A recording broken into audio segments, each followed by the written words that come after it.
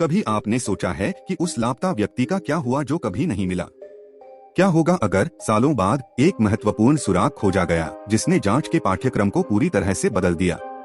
हमारे चैनल में आपका स्वागत है, जहां आज मैं एक सच्ची और दिलचस्प कहानी साझा करने जा रहा हूं जो आपको अंत तक आश्चर्यचकित कर देगी। तो रहस्यों से भरी एक रोमांचक यात्रा के लिए तैयार हो जाइए, जो आपको अंतिम खुलासा होने तक स्क्रीन से जोड़े रखेगी। अध्याय 1, गायब होना। काली एक 22 वर्षीय लड़की थी जो अपनी मां के साथ अपने गृहनगर में एक छोटे से घर में रहती थी। वह एक शांत व्यक्ति थीं, जिन्हें पढ़ने और ड्राइंग करने में समय बिताना अच्छा लगता था। काली ने अभी कॉलेज से स्नातक किया था और कला के क्षेत्र में नौकरी की तलाश कर रहा था। अपने लापता होने के दिन काली शाम की सैर के लिए घर से निकली थी। तनाव दूर करने और सोचने के लिए वह बीच बीच में ऐसा करती थी। काली की मां को पहली बार में चिंता नहीं हुई, क्योंकि वह पहले भी ऐसा कर चुकी थी। हालांकि जब रात होने लगी और काली वापस नहीं आई तो उसकी मां को चिंता होने लगी और उसने पुलिस को फोन किया। पुलिस ने तत्काल खोज शुरू की, लेकिन काली के ठिकाने पर कोई सुराग नहीं मिला। गायब होने की खबर तेजी से पूरे शहर में फैल गई और काली को खोजने में मदद करने के लिए समुदाय एक साथ आया। खोज दल और स्वयंसेवकों ने उसकी तलाश में दिन बिताए, लेकिन कुछ नहीं मिला। शहर सदमे में था और समुदाय की सुरक्षा के लिए चिंता बढ़ गई थी। लोग रात में अपने दरवाजे बंद करने लगे और अधिक सतर्क रहने लगे। काली की मां शोकाकुल थी और काली के मित्र सदमे में थे। पुलिस ने संभावित अपहरण या हत्या सहित सभी संभावनाओं की जांच शुरू की, लेकिन कुछ भी नहीं मिला। काली के रहस्यमय ढंग से लापता होने से छोटे शहर का समुदाय तबाह हो गया था और कोई सोच भी नहीं सकता था कि उसके साथ क्या हुआ था। अध्याय 2, डिस्कवरी। महीनों की असफल खोजों के बाद अधिकारियों को यह विश्वास होने लगा कि काली का मामला कई अनसुलझी गुमशुदगी में से एक है। हालांकि एक गुमनाम फोन कॉल ने जांच की दिशा पूरी तरह से बदल दी। फोन करने वाले ने कहा कि काली के ठिकाने के बारे में महत्वपूर्ण जानकारी है और एकांत स्थान पर पुलिस से मिलने के लिए कहा।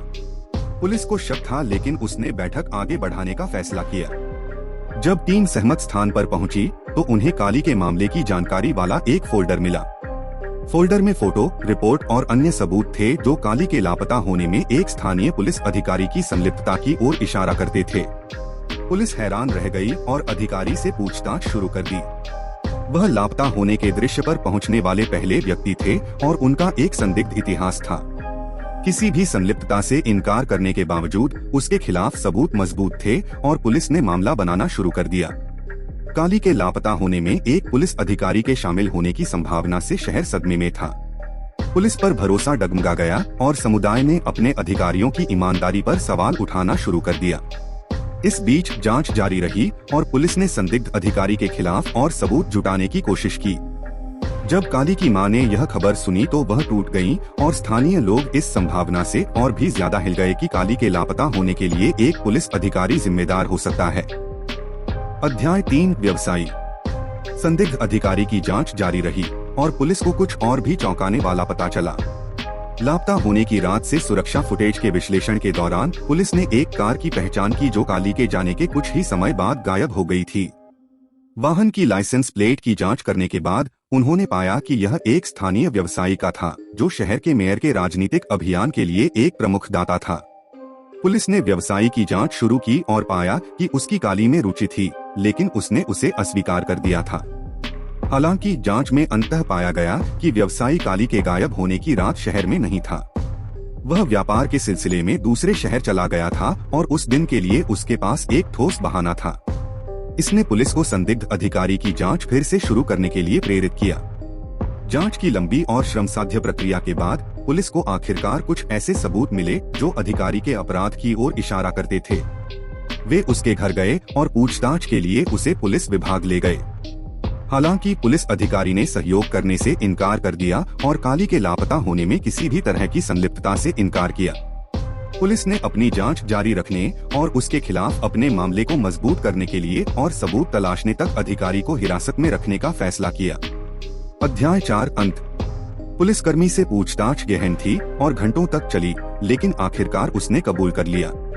उसने स्वीकार किया कि काली के साथ बहस के दौरान चीजें हाथ से निकल गईं और उसने उसे बहुत जोर से धक्का दिया, जिससे उसका सिर एक चट्टान से टकरा गया और उसकी तुरंत मौत हो गई। अपराध करने के बाद वह दहशत में था और उसे समझ नहीं आ रहा था कि क्या करे। उसने शरीर को झील में छिपाने का फैसला किया, यह सोचकर कि इससे जांच में देरी होगी और उसे एक सम्मोहक कहानी के साथ आने के लिए और समय मिलेगा। उसने उसका बैग भी दूर फेंक दिया ताकि ऐसा लगे कि वह अभी अभी गायब हुई है। पुलिस अधिकारी के कबूलनामे ने समुदाय को झकझोर दिया, खासकर जब से वह एक पुलिस अधिकारी था और कानून के पक्ष में माना जाता था। लोग हैरान थे कि वह इतना गंभीर अपराध कैसे कर पाया और इसे छिपाने की कोशिश कैसे की। पुलिस विभाग भी निशाने पर था क्योंकि ऐसा प्रतीत होता था कि उन्होंने अधिकारी के अपराध पर पर्दा डाला था। जांच चलती रही और कानूनी प्रक्रिया शुरू हुई। काली और पुलिसकर्मी के परिवार तबाह हो गए। जब काली का परिवार अपने नुकसान से उबरने के लिए संघर्ष कर रहा था, पुलिसकर्मी का परिवार यह स्वीकार करने के लिए संघर्ष कर रहा था कि वह एक हत्यारा बन गया है। इस कहानी का परिणाम कई लोगों के जीवन को हमेशा के लिए बदल देगा। अध्याय 5 टर्न अराउंड। कहानी के सच्चे अप्रत्याशित अंत ने सभी को हैरान कर दिया। काली, जिसे मृत मान लिया गया था, पुलिस अधिकारी के कबूलनामे के एक हफ्ते बाद पुलिस स्टेशन आया। उसने कहा कि वह शहर से भाग गई थी क्योंकि वह अब और दबाव नहीं झेल सकती थी और उसने कहीं और एक नया जीवन शुरू करने का फैसला किया था। समुदाय इस खबर से हैरान था कि काली जीवित थी और यह सब एक गलतफहमी थी। काली ने अपने कारण हुई गड़बड़ी के लिए माफी मांगी और अधिकारी का नाम साफ करने के लिए अधिकारियों के साथ सहयोग करने की पेशकश की। उसने समझाया कि उसने शहर छोड़ दिया था क्योंकि उसे घर में समस्या हो रही थी और वह कहीं और शुरू करना चाहती थी। उसे पता नहीं था कि उसके लापता होने से इतनी हलचल मच गई थी और उसका किसी को नुकसान पहुंचाने का कोई इरादा नहीं था। जासूस स्थिति से दंग रह गए और उन्होंने तुरंत काली के परिवार से संपर्क किया ताकि उन्हें पता चल सके कि वह जीवित है और अच्छी तरह से है। समुदाय में यह बात तेजी से फैली और लोगों को यह सुनकर राहत मिली कि काली सुरक्षित है। जिस पुलिसकर्मी ने हत्या की बात कबूल की थी, वह यह जानकर हैरान रह गया कि काली जीवित थी और उसने एक ऐसा अपराध कबूल कर लिया था जो उसने किया ही नहीं था। उसने तर्क दिया कि रात में वह शराब पी रहा था और उन घटनाओं को स्पष्ट रूप से याद नहीं करता था जिसके कारण काली के साथ बहस हुई थी। उन्हें तुरंत जेल से रिहा कर दिया गया और काली के लापता होने की सच्चाई का पता लगाने के लिए जांच फिर से शुरू की गई। अंत में कहानी में असली ट्विस्ट यह था कि काली जीवित थी और यह सब सिर्फ एक गलतफहमी थी। समुदाय ने किसी निष्कर्ष पर नहीं पहुंचने और किसी के बारे में राय बनाने से पहले सभी सूचनाओं की प्रतीक्षा करने के बारे में एक मूल्यवान सबक सीखा। काली और हत्या की बात कबूल करने वाले पुलिस अधिकारी की कहानी की जांच की जा रही है ताकि यह पता लगाया जा सके कि उस दुर्भाग्यपूर्ण रात में वास्तव में क्या हुआ था। प्रतिबिंब। इस कहानी का नैतिक सबक यह है कि चीजें हमेशा वैसी नहीं होती जैसी वे दिखती हैं। हम अक्सर सीमित या अधूरे सबूतों के आधार पर निर्णय लेने और सीधे निष्कर्ष पर पहुंचने में तेज होते हैं। यह महत्वपूर्ण है कि हम अपना दिमाग खुला रखें और अपने पूर्वाग्रहों या धारणाओं को हमारे फैसले पर हावी न होने दें। इसके अलावा यह याद रखना महत्वपूर्ण है कि हम सभी गलतियां करने के लिए प्रवण हैं और भावना या तनाव के समय गलत निर्णय लेना आसान है। यह महत्वपूर्ण है कि हम निर्णय लेते समय सावधान रहें और अपने कार्यों के परिणामों के बारे में सोचें। यदि हम कोई गलती करते हैं तो हमें जिम्मेदारी लेने और अपने कार्यों के परिणामों का सामना करने का साहस होना चाहिए। अंत में मुझे आशा है कि आपने वीडियो का आनंद लिया है और यदि आपके पास भविष्य के वीडियो के लिए कोई विषय सुझाव है या कोई प्रश्न या टिप्पणी छोड़ना चाहते हैं तो नीचे टिप्पणी में चैनल के साथ बातचीत करने में संकोच न करें। नए वीडियो की सूचना पाने के लिए चैनल को सब्सक्राइब करना और घंटी को सक्रिय करना न भूलें। अगले इस पर